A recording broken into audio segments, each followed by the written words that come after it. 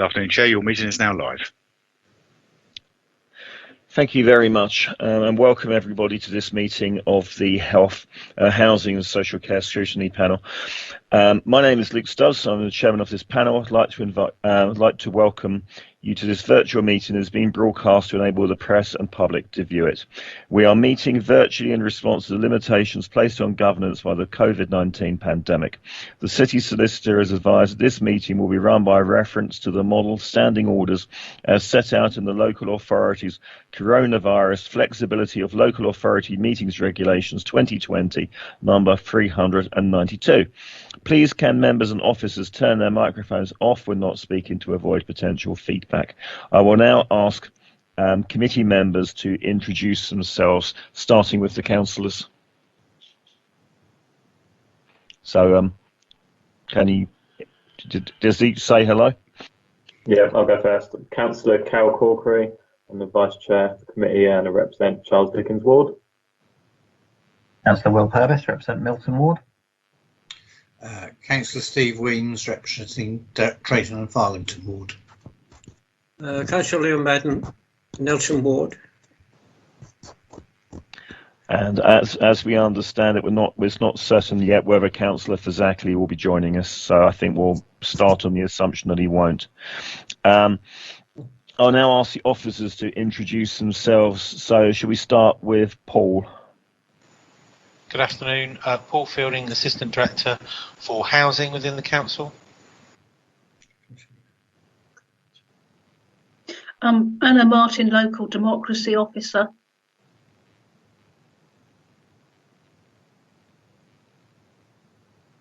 Okay, and we've got John as well.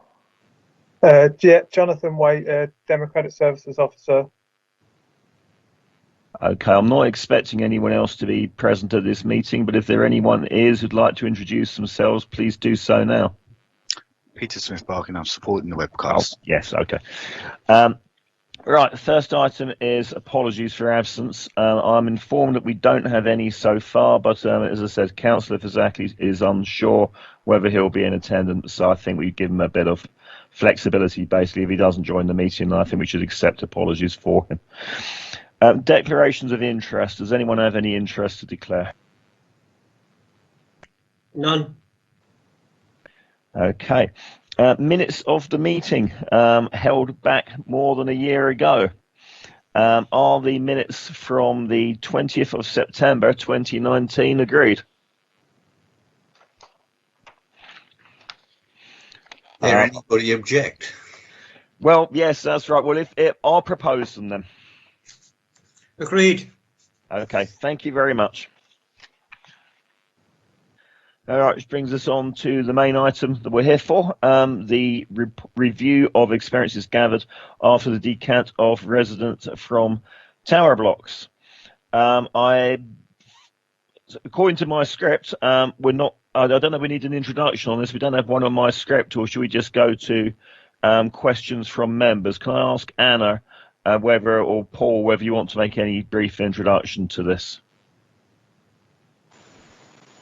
I have no specific introduction other than to say, as you say, it's been quite a while since we looked at this issue, and I think we thought that the decant of Leamington Horatio was going to be one of the most significant things that we did, and then 2020 and COVID hit us. But no, I haven't got anything particular to add, but I'm happy to take any questions that arise. Okay, Councillor Corkery is going through some technical problems at the moment, but does anyone else have any points?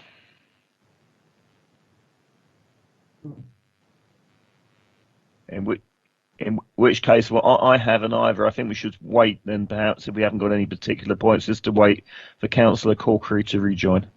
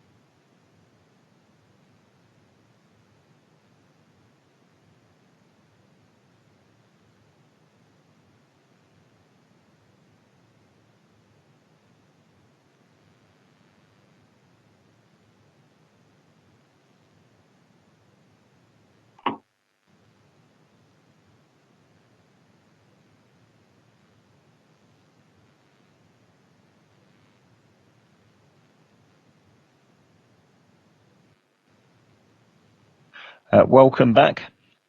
I've just asked everyone if they've got any questions and comments. I wonder if you've got any thoughts, Cal. Thank you, Chair. Yeah, apologies for that. There's always at least one person with technical issues, and today it appears to be me, but hopefully it's all working now. In terms of the actual report, obviously this is something we've looked over a number of times in quite a lot of detail, so I don't think I've got anything pertinent to add or ask at this stage. Okay, thank you. Well, in which case, if we've got no questions or queries, I'm going to propose that we accept the report and recommend it, send it through to Cabinet. I second that. Okay. Everyone in favour of that? Any objections? No. Agreed. Right, in which case that's done. And I think that's it for our agenda. There's nothing else to discuss, is there, Anna? No, there isn't. I mean, the cabinet it will go to will most likely be the one on the 5th of January. Okay, well, it's a very short meeting, but that's the end of the agenda. So, Chair, can I just add one point? Certainly. Well, there was a scrutiny management panel the other day, and clearly there was some concern as to whether these scrutiny panel meetings were happening or not. It was a bit inconclusive, I think. We had reports from officers rather than chairs of committees as to the status of the items that they were looking at. In relation to this one, of course, we knew there was a meeting here today. Now, I suspect the scrutiny management panel, once this one's signed off, will be looking for another one.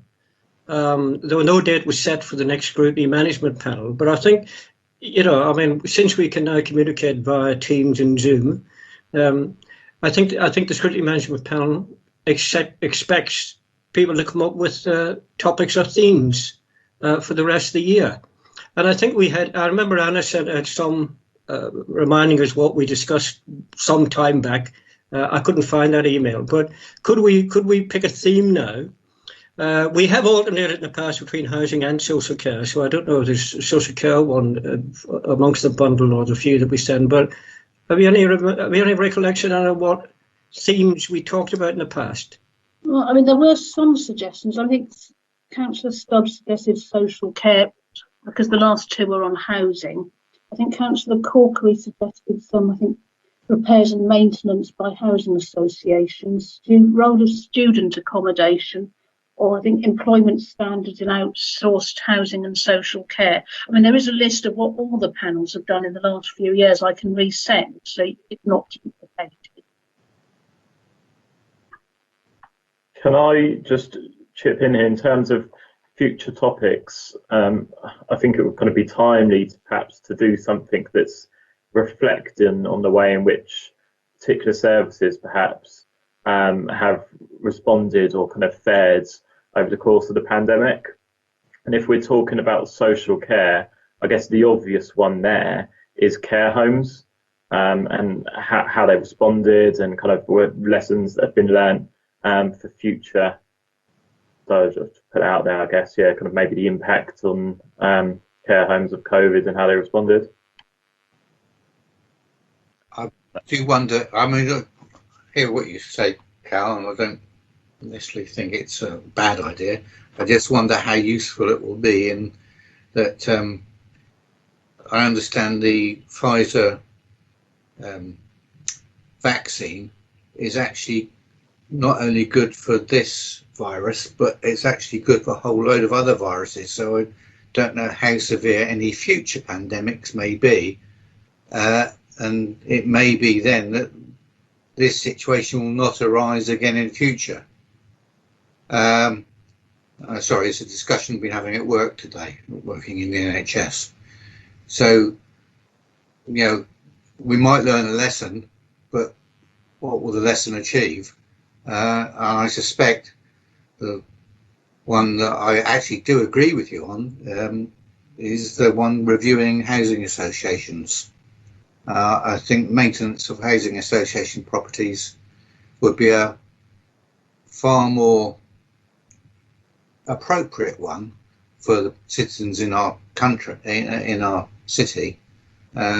Make sure their places are up to scratch, because I know from chairing or being cabinet member for housing before how we maintain our properties and how, not appalling is probably too strong a term, but how well we can maintain them compared to housing associations, which do seem to struggle. So with you, I think reviewing housing association properties would be a good one to do. Can I ask for an officer response on that? Because I have nothing against that, but of course, what powers do we have to make housing associations send anyone along here? I mean, I know, there was many years ago in the government at the time, and I think it was before 2010, passed a local government act which appeared to give local authorities powers to scrutinise non-local authority functions in their area, but nothing's ever seemed to happen about it. So can I ask from an officer response about whether, in your view, how feasible that will be in terms of do we have any powers to make non-council functions, so housing associations, cooperate? And even if we don't have any powers, do you think it likely that Vivid Homes or whoever might be prepared to send someone along?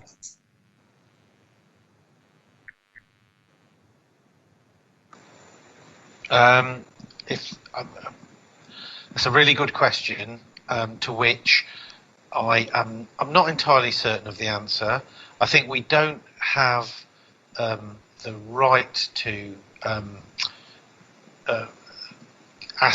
we can ask housing associations to come and talk. Whether they will actually come and talk or not, I'm not sure. I don't know whether there's any local government powers to do that. That would be one maybe for legal or democratic services. We can definitely request the main housing associations in the city if they would wish to take part. We also do have regulatory role in terms of housing, our housing standards team, where we investigate. Now, normally that is in private sector housing, but we do, if required, investigate in housing associations. So there is a role there, but I suspect the sort of scope that Councillor Corkery is talking about, you would definitely need to have involvement from housing associations, and probably a number of housing associations, for it to be valuable. If I might help, obviously once upon a time I was cabinet member for housing. I don't know what the legal powers are, but we certainly have persuasive powers with housing associations. If we invite them along, they're likely to come, because they do, in a lot of instances, rely on us for funding, for all sorts of things. So while we may not have any legal powers, the likelihood is if we invite them, they'll be there. That's what I would say. And also, I think, if I remember correctly, Bruce Hales did have some powers in respect of housing associations, and did investigate when circumstances demanded. So in that respect, we do have some powers over them. And if it's looking at the maintenance, I think that's one that's entirely appropriate. Okay. I mean, from a personal, one of the other things that was floated, as Councillor Corkery said, about care homes and COVID. Personally, I think we might be better off avoiding that, because there is a big national issue which hasn't been resolved yet about the transfer of people from hospitals into care homes during COVID. That is, look, obviously Portsmouth was part of that, and the deaths that have occurred are part of that. But whatever that national lesson is, I think it's basically that we have to learn. So I'm not sure that. Plus, of course, when you're talking in a situation involving deaths and so on, everyone's going to be very, very cagey in what they say. Yeah, could I just add to that? I think you're absolutely right. I think there will be a need for a review by somebody at some stage as to what we did in relation to care homes or whatever. And other issues, of course. I mean, there's been there's been more mental health issues arising from this, and how we dealt with that. in association with Southern Health and all the rest of it. So I think there are issues for the future, because I'd like to see a more comprehensive. I think you're right, Chair, that people would be on the defensive over issues like this. But I don't know. Could Carol remind us what is the point of repairs and maintenance? What's the point of that theme? Because are there problems there particularly? In my experience, yes, from casework being brought up, and I think the point that Steve made is an interesting one, in that it may give us better insight into the way in which the local authority manages its housing versus the way in which housing associations do. And I think, there's probably kind of disadvantages and advantages to the two different approaches. But yeah, I definitely think there will be merit to kind of teasing that out, and also understanding from the tenant's perspective their experience of living in housing association properties. Because I've come across casework where people have been unhappy about their experience. And I think, it would be worth us understanding that in more detail, to see if there's any work that the local authority should be doing to try and drive up standards in that sector. In support of that, I would say I'm aware of a situation in Paulsgrove where somebody who's part rent, part buy of a housing association property had a sinkhole in their front garden. The housing association refused in any way, shape or form to have any part in resolving that issue, even though the house that they partly owned was likely to go and fall into it at some point. So I have some genuine concerns about the attitude of some housing associations to the maintenance of their properties, or that they own or partly own. Yeah, just from my tuppence worth, as it were, I'd say 8 odd years of casework tells me I've had a lot more issues with housing association repairs than with council repairs. I'd be genuinely shocked by how poor some. Notably, one of our larger housing associations is here. Also worth saying, my mother is a housing association tenant, not in Portsmouth, but with a housing association that does operate in Portsmouth, and her experience is terrible of their responsiveness. So I think it is something that's very worth looking at. I think there are big questions about whether there is more the council could do to push our housing association partners to perform a bit better for local residents. As an aside on social care question and looking at care homes, as some of you know, I work for a company that provides large amounts of social care. We don't run a care home, but we do run extra care housing in Portsmouth. I would just say, from a pragmatic point of view, right now, asking those sorts of organisations to participate in this kind of activity probably won't get seen as a priority for them. Just being candid, most of them are operating between 10 to 20% down on staff right now. They are in the middle of a pandemic. They are trying their very hardest to keep their residents safe and secure, even despite getting discharges of COVID positive people back into their communities. So I think we just need to be a little bit sensitive to, they will face their major priorities right now. Maybe those lessons are for once we're beyond the worst of this current situation. Fair point. Paul. Yeah, it was just to remind the panel that there is a housing ombudsman that exists, so that anyone who has issues with housing associations should go through their normal complaints process, and then if they're not satisfied with the result that they're getting from the housing association, there is a body that would investigate those that are external to the council. So yes, whilst we do get involved in some standards issues, there are other bodies as well that would investigate the performance of a housing association. As I say, I've supported a number of residents in taking the housing association through the housing ombudsman. I haven't been massively impressed with the process. It's very slow and very bureaucratic, but yeah, you are right, it is there. Okay.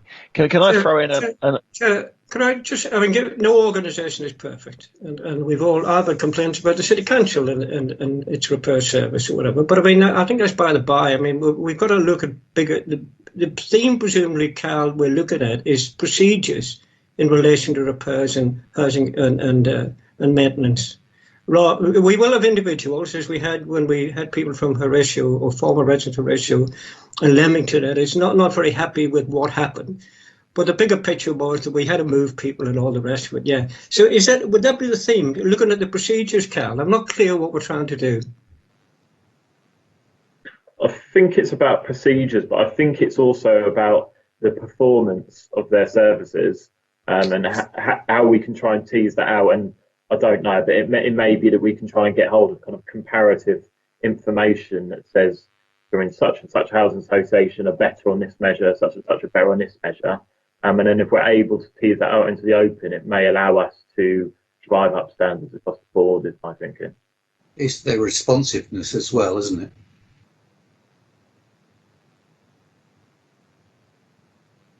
Yeah, okay. Can I also throw in another alternative, bearing in mind that even if we send this one through to students, it's going to be a measure of risk because we won't know, in advance what level of engagement we'll get. And that is whether we could do anything about the question of mental health. So the other day I was on the Hive Partnership board, and there was quite a bit of discussion there about mental health. Basically, everyone was agreeing that one of the consequences of, sort of lockdown, but mostly for the economic contraction that will come from it, is everyone's expecting a big uptick in demand for mental health services of all kinds. Now, I recognise, of course, that a lot of that then sits within HOSP. As far as the local authority is concerned, but whether there's anything that we could scope up about the council's function in this, which is limited. I mean, most of mental health is it's health, but whether there's anything we could look at there.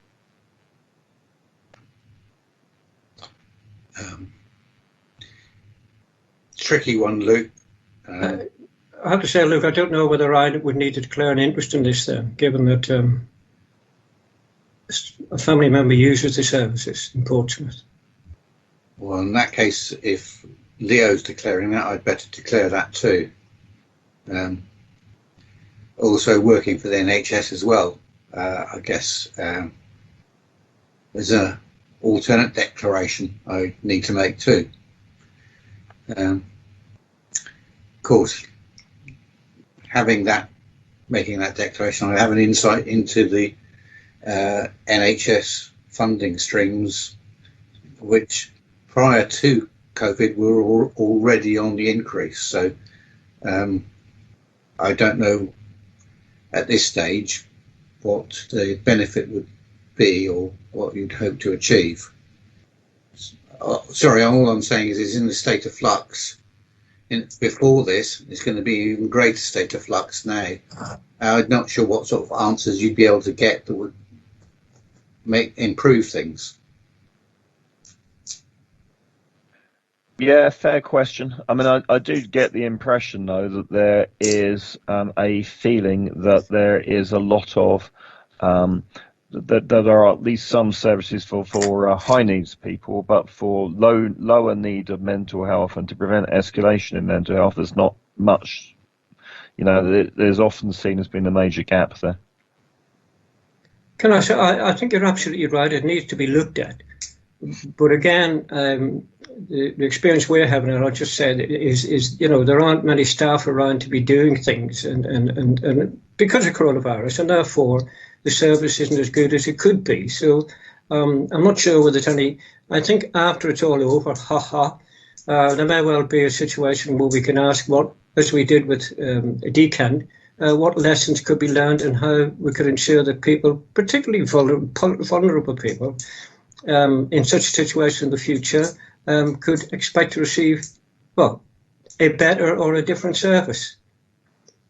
I'm still going along. Sorry, I think I would still go along with the easier one, which is easier for me, which is the review of housing association properties repairs.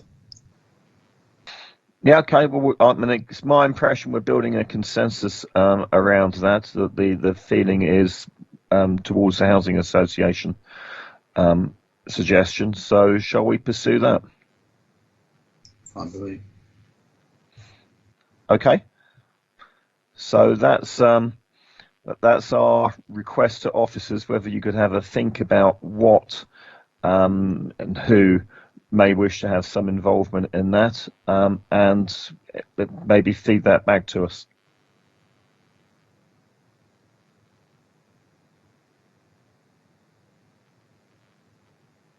Not sure if Paul is still there now.